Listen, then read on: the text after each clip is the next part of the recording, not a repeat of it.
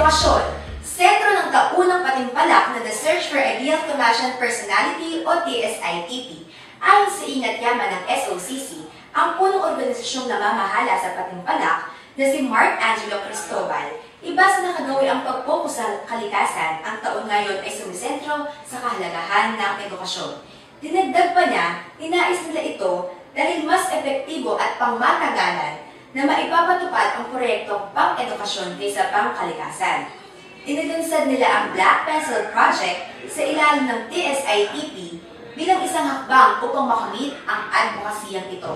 Ang Black Pencil Project ay isang proyekto na ayon sa kanya, sa bawat donasyong lapis ng mga estudyante, katumbas nito ay puntos sa kanilang sinusuportahang kandidato at ang mga lapis na nalikom ay ipapamahagi din sa mga estudyante ng napiling institusyon.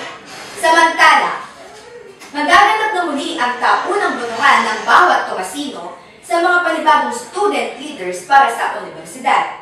Ayon sa legal head ng Central Comelec na si Gemily Aceves, nagtapos na ang filing ng candidacy noong ika-28 ng Enero, kung kaya't ngayon, meron ng opisyal na listahan ng mga kandidato sa ilalim ng partidong Lakas Tomasino Coalition at Lakas Diwa.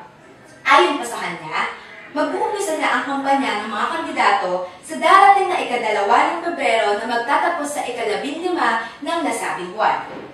Ang taunang meeting de avance naman daw ay naurong sa mas maagang petsa na ika-9 ng Pebrero galing sa ika-10 ng buwan upang magbigay daan sa coronation night ng TSITP.